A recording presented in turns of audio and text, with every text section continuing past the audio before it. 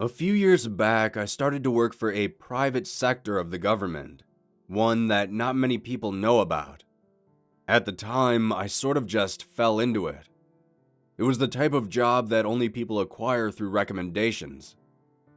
A friend of mine, John, had been working with this sector for quite some time.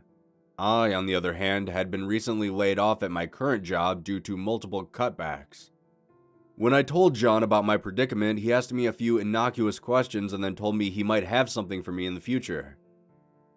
Barely a week later, I had received a phone call. It was a very cryptic call, asking me all sorts of questions, ranging from grade school mathematics to physical measurements, to extensive background history. I just tried to answer everything to the best of my ability. After a few more random questions, they thanked me for my time and promptly hung up. A month rolled by without so much as a peep.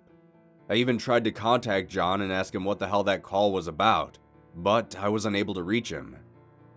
Then, one day, another call came through and told me to come in for an interview. They gave me a date and an address. The day arrived, and after driving basically out into the middle of nowhere, I was beginning to think I had the wrong location.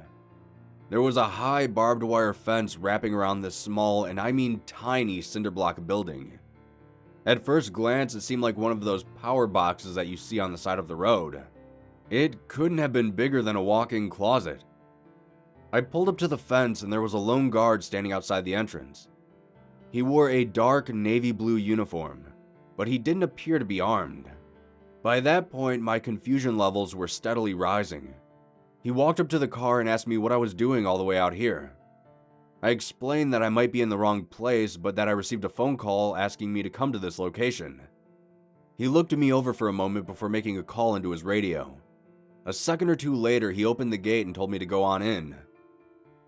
Curiously, I got out of my car and entered the small building. There was a single fluorescent light in the ceiling. I looked around wondering what the hell was going on, and after a moment, the actual floor began to move. This whole thing was an elevator.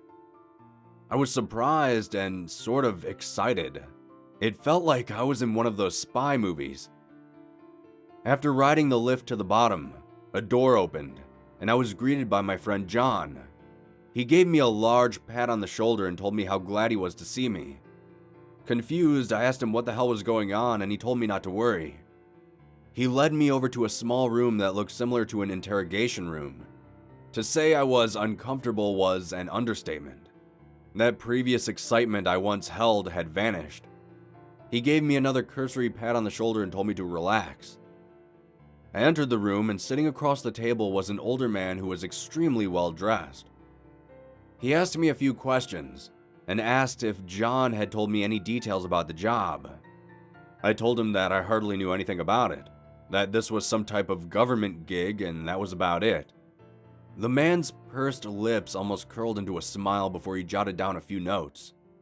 He then explained to me that they were looking for more security personnel to handle day-to-day operations. I told him that I never really did any security work, but I wasn't opposed to it. I am a fairly large guy after all. He then asked me if that was something I'd be interested in doing. I countered with, "It depends on the pay." Another barely noticeable smirk appeared. He then began to ask me a series of bizarre questions. Questions that I wouldn't think any government official would be asking. Such as, do I believe in the paranormal? Or extraterrestrial? Urban legends? That sort of thing. I made a passing remark asking if this was the Men in Black or something, but the man never batted an eye. I answered him honestly and told him that I never encountered any such things before, but I wasn't a total skeptic. He then pulled out a check from behind the clipboard and slid both of them over to me. The clipboard contained a contract basically binding me to this organization for an extended period of time, and the check was for an insane amount of money, more money than I had ever seen at a single time. I quickly read through the contract. The gist was a layout of expectations for my job, and the latter half was basically to guarantee my silence. Basically, if I spoke publicly about this place, I'd probably be imprisoned or worse. I thumbed through it once or twice and signed. The man shook my hand and welcomed me aboard. During my time working there, for the most part, all I did was perimeter security. I'd show up, stand next to the elevator for a full shift, and collect my ridiculous salary. I wasn't stationed topside near the elevator. I was stationed at the bottom where the actual facility was. Down the corridors, I'd often hear ominous noises. Distant screams echoing off the white walls before fading entirely. The sounds of drills and medical equipment pulsing. Bizarre sounds like the sloshing of liquids, and the growls of what sounded like massive dogs. I tried not to think about it all that much. It was none of my business, and I wasn't being paid to think about it. My job was to just stand here and make sure no unauthorized people enter or exit. That was it. Over the years, I never actually saw what they were working on in this facility. I only just saw people coming and going. I honestly thought this was some type of drug/animal testing facility for the longest time. Then, one day, after I had just showed up for my shift, the elevator behind me descended. I heard the doors open and I glanced over. This was the very first time I ever witnessed something I couldn't explain. In the elevator were 4 large men wearing full tactical attire, and they were standing adjacent to a gurney. An older man in a long white lab coat was leading them.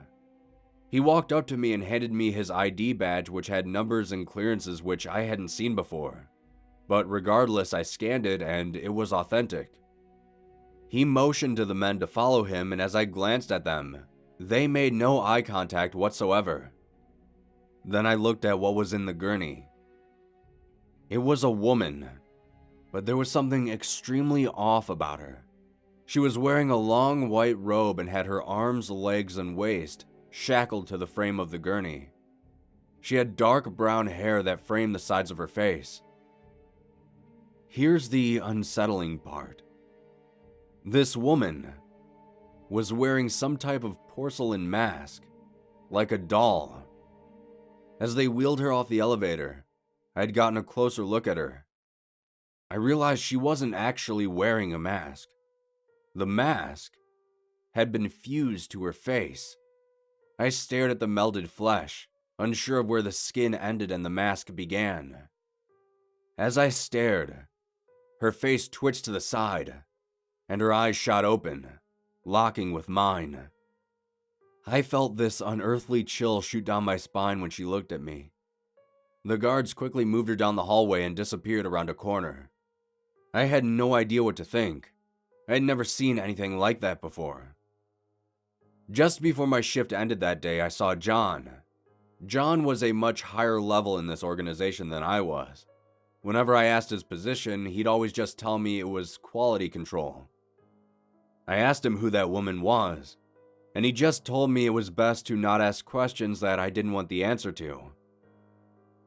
Around a month and a half after that, I decided I was done with this job. There was just something in the back of my mind telling me to quit while I was ahead. I contacted my boss and explained that I wanted to leave the organization.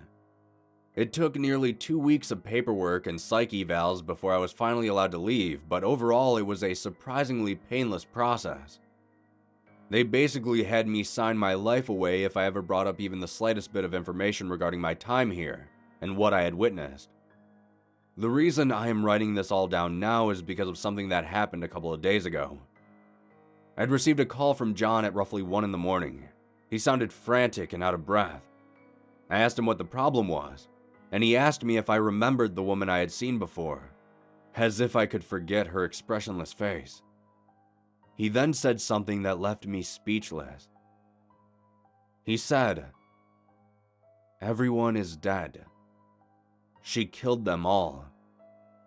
He said he had stepped out to handle some personal business, but when he returned a few hours later, he found guards and scientists strewn about the corridors. He said they looked like they had gone through a paper shredder. He then checked the security footage and couldn't believe what he saw. He said during one of the tests she was undergoing, One of her shackles had come loose, and that was all it took. With little effort, she removed the throat of one of the scientists with a single hand. The alarm was sounded, but once she was out of the chair, there was little they could do. He described her walking into the hallway filled with armed guards, and after a hail of gunfire, there wasn't a single scratch on her. The lights flickered violently, and seemingly in the blink of an eye, the entire hallway was bathed in blood. She walked through the puddles of red all the way to the elevator, to the same spot I used to stand for my shift. She stared at the main security camera for 10 minutes, before the lights flickered once more, and she was gone. I asked him why he was telling me this, and he said he wanted to warn me in case she comes after me.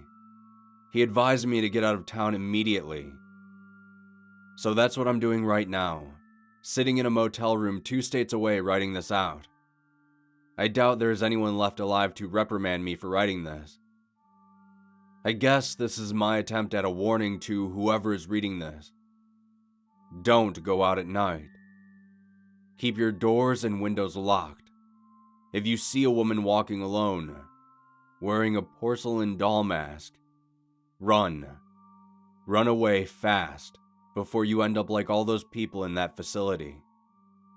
In the morning, I'm going to keep moving east and hope I can start a new life somewhere. There is something that has been bugging me, however. Something that has been sitting in the back of my mind. It was the last thing John said to me on the phone. He told me that there were other things being studied in that facility. Things that were much, much worse than the woman in that mask.